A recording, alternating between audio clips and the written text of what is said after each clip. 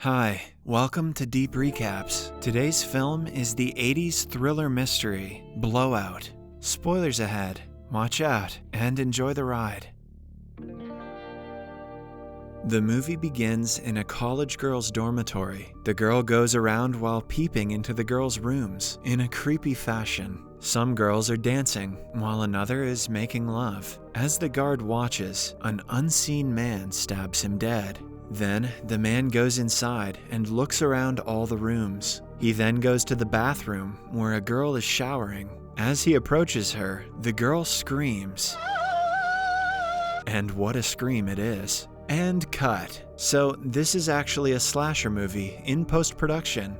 Jack is the head sound technician for the movie, and he hates the way the girl screams. It's terrible. So, he asks the producer to get someone else to do a better job screaming. That night, Jack goes out to the park to get some wind sounds for the movie. The boom mic he's using is very sensitive, and he can even hear a couple as they talk, despite them being so far away. The voyeurism in this film is strong. The couple is creeped out by Jack, so they leave. Jack just stays there and listens to all the small sounds that a normal human ear would not pick up.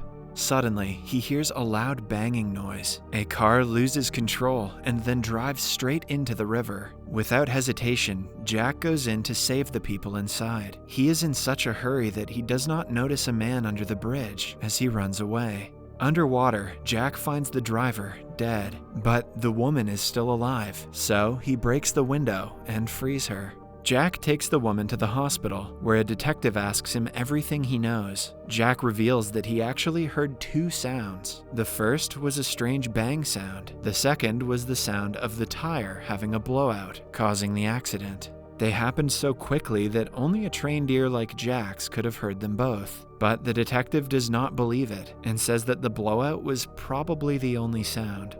Jack then goes to meet the girl, whose name is given as Sally. Sally is a sweet girl who's not exactly intelligent. She thanks him for saving her life. Suddenly, the hospital is filled with lots of people, mostly policemen. They bring in a body. A rich-looking guy in a tuxedo meets with Jack and says that the dead person is Governor McRyan, a man who was very popular and a favorite to become the next president of the United States. He even had the popular vote, if that's good for anything. Governor McRyan was the driver whom Jack could not save earlier. The man reveals that Sally is an escort. He asks Jack to keep her presence a secret. He does not want to tarnish McRyan's good image in death. He says that even the police are taken care of in this matter. Jack is reluctant to get involved, but the man convinces him to do it. So, Jack takes Sally out through the back door. They go to a motel. As Sally sleeps, Jack listens to his recording from the accident. He is certain that there was a first sound before the tire blowout. Elsewhere, a mysterious man named Burke enters the evidence room where McRyan's car is being kept. Burke observes what looks like bullet holes in the tire, and he quickly changes it. The next morning, Jack shows the recording to Sally, telling her about the two sounds. But Sally is not sure about it. She starts getting nervous about the whole thing and tries to leave. But Jack calms her down and manages to get her number.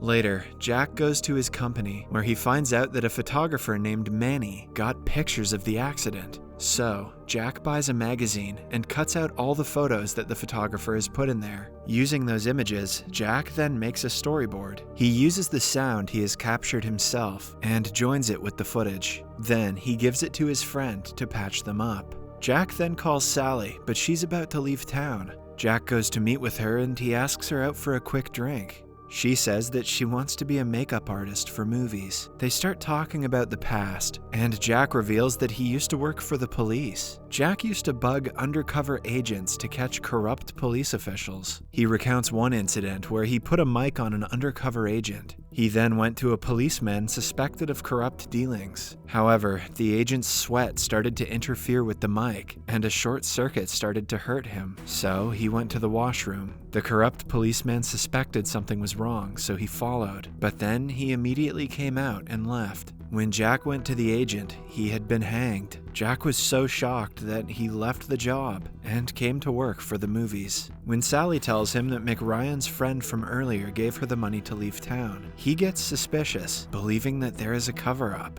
He He convinces Sally to stay for a while. Elsewhere, Burke looks at a picture of Sally and goes after her. He manages to isolate her and strangle her. However, it's not Sally, just someone who looks like her. So, Burke stabs her to death. The actual Sally is meeting up with Manny, the man who photographed McRyan's accident. They greet each other casually, revealing that they know each other. She talks about how this job almost got her killed, but Manny assures her that he had everything under control, like always. Elsewhere, Jack finally combines the pictures and the audio properly. On top of the first banging noise, he also sees a flash with it. Now, he is more convinced than ever that someone shot the tire. He hides the footage in the ceiling. The next day, Jack gives a copy of the footage to the detective who's leading the case. The detective resents Jack for exposing many cops in the past, some of whom were actually efficient policemen despite being corrupt. But he takes the footage anyway and gives it to the police lab. Jack then goes to meet Manny to talk about his photos, but he's not there. A man shows Jack several pictures of Sally with other men. The man says that Manny and Sally have a secret business of setting up pictures like this and blackmailing the person for money. Jack guesses that this is what Sally was doing with McRyan. Elsewhere, the man who hired Burke scolds him for killing McRyan. They only wanted to get humiliating photos of him with an escort, but Burke ignores all of that and says that the girl is still out there and he needs to take care of her. The man tries to stop him, but Burke does not listen to him and hangs up the phone. Later, as Jack works in his room, he realizes that all his tapes are blank. Someone has erased it all.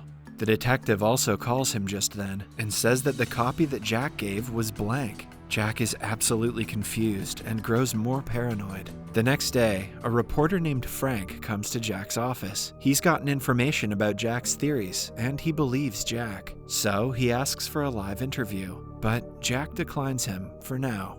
Jack takes the footage and shows it to Sally. He also blames Sally for the blackmail business that she has been doing with Manny. But Sally says that this time it felt different, like Manny really left her to die. She thanks Jack for saving her. Then she reveals that someone offered lots of money to Manny to take the pictures of McRyan. Jack realizes that something really is up, and he is determined to find out what. Sally, who's now tearful, agrees to help him. So she goes to Manny, who reveals everything about the job, that he was hired by someone powerful, but he's not sure who. Sally wants to reveal everything to the public, but Manny gets scared. He's also worried about the money, so he stops Sally and tries to force himself on her. Sally takes a bottle and knocks him out. Then she takes all of Manny's tapes of the accident. Now, Jack finally has the proper footage, so he happily calls Frank to discuss what to do next. Unknown to either of them, Burke has tapped Jack's telephone and is now listening in on them. He jams Jack's phone so Frank is not able to come in contact with him.